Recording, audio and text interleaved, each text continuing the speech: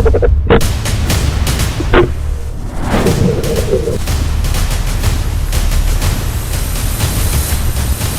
kay T.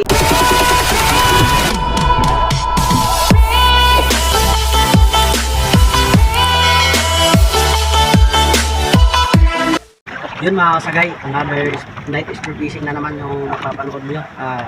Dito pa rin yung spot natin sa ilog. Maliligo lang naman ako at mga isang oras lang yung dive natin. Siguro mamayang madaling araw ay babalik ako para bukas ay may pangulam pa rin tayo. At sana makaswerte tayo ng pangulam, no? At sana may laman din yung ilog na to. At yun, welcome ulit sa aking munting channel, Sagay Adventure. At kung hindi ka pa nakapag-subscribe ay libre lang naman yung pag-subscribe. Kaya ano pang hinihintay mo mga kasagay, pindutin mo na at i-on mo na din para ikaw yung unang update o ma-notify sa aking bagong video. At alam kong 80% ng aking manonood o mga silent viewers ay hindi pa nakapag-subscribe. Kaya mga kasagay, alam nyo na yung gagawin para madagdagan man lang yung aking subscribe at ma-reach kaagad natin yung 1K subscriber ni YouTube. At yun, abang-abang lang mga kasagay at sisisin na tayo at gabi na rin. See you. Yun, sa unang dive natin ay hindi pa man ako naka-open ng camera ay nakasalubong na ako ng isang hipon. At yung gamit nating spear gun ay yung isa kong pana na 4mm yung shop at automatic siya. Bali, solo dive tayo ngayon at dito ako nagsimula sa bukana kung tawagin dito sa amin. At mabilis lumabo yung tubig, kita nyo naman sa video. Ito yung ating pinakaunang huli na isda mga kasagay, isang sapsap kung tawagin dito sa amin. At dito, laking gulat ko nung biglang lumapit sa akin yung stingray o pagi. At may kasama pang banak, kaso hindi natin nahuli yung banak dahil napakalabo talaga ng tubig dito sa spot na to. Sa hindi kalayuan, may naispatan tayo ditong isang napakalaking samaral, siguro mga 1 kilo na, kaso hindi natin nahuli dahil biglang kumaripas at hindi inabot ng ating pana. Dito naman sa area na to, may naispatan tayo ditong isang kikiro kung tawagin sa amin at nahuli natin. Kaso kalaunan ay nakawala dahil walang flapper yung ating automatic na spear gun. Dito na lang tayo bumawi, isang nakahigang samaral at malapad-lapad na. At yun, tinira na agad natin, baka tirahin pa ng iba. At goods na to, malapad-lapad na rin. At ito yung ating pangatlong huli, kasama na yung isang hipon. At sana makarami pa tayo, no? Dito naman sa area na to, may isang malaki ng banak at yun, nagpahabol pa nga at tinira na natin ng walang kasiguraduhan. Nang lumabo yung tubig pero mukhang natamaan naman natin. At tinakma ko na rin agad yung dulo ng aking shop para masecure natin na maiangat natin ng maayos yung ating natamaang banak. At yun, may kasama pa pala tong isang banak na magkasinlaki lang. Kaso hindi na natin mahuli yan dahil may hawak-hawak na tayong isang paniguradong maiuulam natin. Ayun, may isang hindi ako familiar sa isdang ito pero kinuha na natin to mga kasagay dahil napakatumal ng panain at hindi tayo makaasinta ng maayos dahil napakalabo ng tubig. Ito isang palokitok at yun, napakaganda ng patama natin mga kasagay at goods na to, pang ulam natin.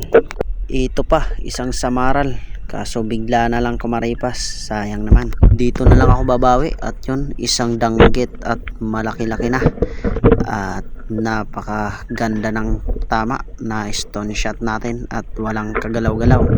At dito sa area na to, may isang banak na napakaganda ng pagkatago at tinira agad natin to kaso hindi tumalab yung ating shop pero kalaunan ay nakuha rin natin to at malapad-lapad na rin pala.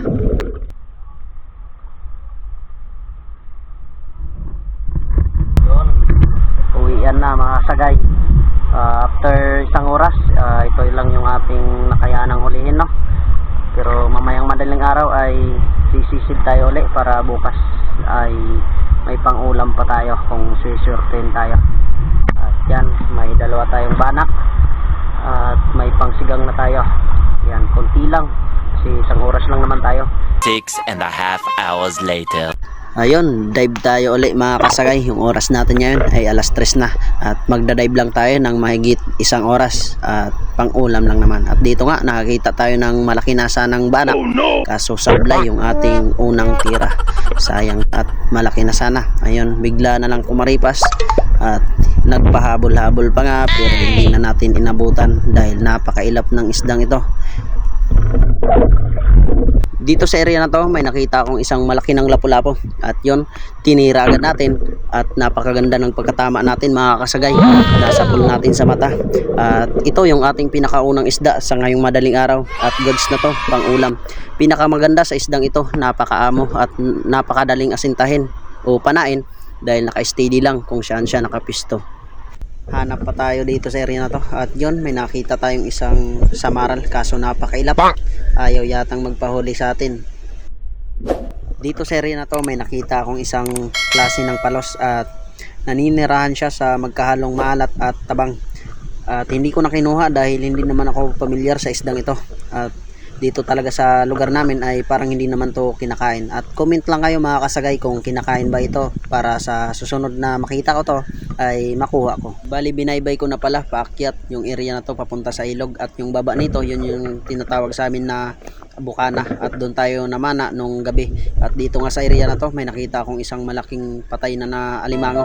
At siguro hindi to nakuha nung may pumasok dito na namana. At sayang, malaki na sana mga kasagay. Baakyat na tayo papunta sa ilog mga kasagay. At dito nga sa area na to, may nakita akong isang pusit. At yun, tiniragan natin at nasapol natin mga kasagay. Nung una talaga nagalangan akong panain to dahil nagtaka ako kung bakit may pumasok dito na pusit. Siguro naghahanap to ng makakain dahil nung pinana ko to, may kinakain siyang banak. At nung madaling araw din na to ay malaki yung high tide kaya pumapasok yung tubig alat. At kinuha ko na rin to dahil malaki na at goods na din to pang ulam. Ito pa, may biglang sumulpot na banak mga kasagay. At yun, bineragad natin at napakaganda ng pagkatama na stone shot natin. At goods na din to pang dagdag sa mga nahuli natin. Bali mga kasagay, yung dala ko ditong pana ay yung double shot na spear gun. At perfect siya pang banak. At dito nga ay may nakita tayong isang alimango. At yun, tiniragan natin para hindi na lumayo at hindi na mawala. Dahil mabilis to magtago pag nabulabog natin. Kaya yun, nakuha din natin to mga kasagay. Silipin natin yung butas na to. At dito nga sa area na to, nakita ko may laman na isang alimango. At yun, tiniragan natin at nasapol natin mga kasagay. At nung pagkalabas ko, di ko alam kung maaawa ako o matatawa sa alimangong to. Dahil nung pagkalabas natin ay yun, tatatlo lang yung daliri. At malaki pa naman sana. Pero dahil tinamaan na natin ay dadalhin ko na lang. Hanap pa tayo sa mga butas na to. At yun, may nakita tayong isang mangrove snapper. At biniragan natin mga kasagay. Natamaan naman natin siguro. At yun nga, natamaan natin. Malapad-lapad na rin pala. At goods na rin to sa mga pangdagdag sa ating mga nahuling isda. Dito sa butas na to, sa unahan ng pinagpanaan natin ng mangrove snapper, may nakita akong isang alimango. At yun, biniragan natin. At nasapol naman natin mga kasagay. Pero pinahirapan pa rin ako sa paglabas nito. At nung pagkalabas nga natin ay malaki na rin pala. At kompleto yung panipit niya.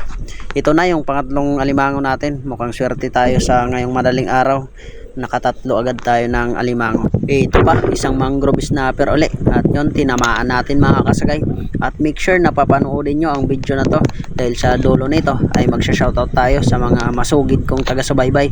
At sa mga bago kong subscriber. A few moments later. Yun, nakaahon na pala tayo mga kasagay.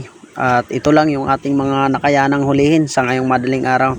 Bali, hindi pa pala ako full time sa pagbablog dahil simula sa Lunes hanggang Sabado ay busy ako palagi sa trabaho. At ang pagkalinggo naman ay minsan ay namimingwit ako at gumagawa ng content na kagaya nito. Pero siguro pag na-reach ko yung 1k subscriber ay magpo-focus na lang ako sa pagbablog ko. Mga kasagay, andito pala tayo ngayon sa laot. At dito na ako nag-shoutout at diretso na din ako sa pamimingwit para pang-ulam bukas. Unang-una mga kasagay, isa-shoutout ko ngayon yung mga nagpa-shoutout sa atin sa comment section at yung mga masugid nating taga-subaybay at taga-suporta. At yun, shoutout kay Eunice Amor Namulata, shoutout kay Boss Nick TV, shoutout kay Robert Rama, shoutout din kay Brad XX All Vlog TV, shoutout kay Sir Danilo Adalim at sa anak niya Ted Springs Adalim from Santa Rosa, Nueva Ecija. Shoutout din kay Jit Duque from Nueva Ecija. Shoutout kay Binobix Vlog, shoutout kay Idol C. Badong Vlog, shoutout din kay John TV Vlog, kay Arbok TV, shoutout din kay Papa John TV Vlog, shoutout kay Jasper TV, kay Migo Adventure TV, kay Manoy Nil Vlog, shoutout kay John Fishing TV, kay Liti Spiro, shoutout idol. Shoutout kay Titing Mandaragat Mix Adventure.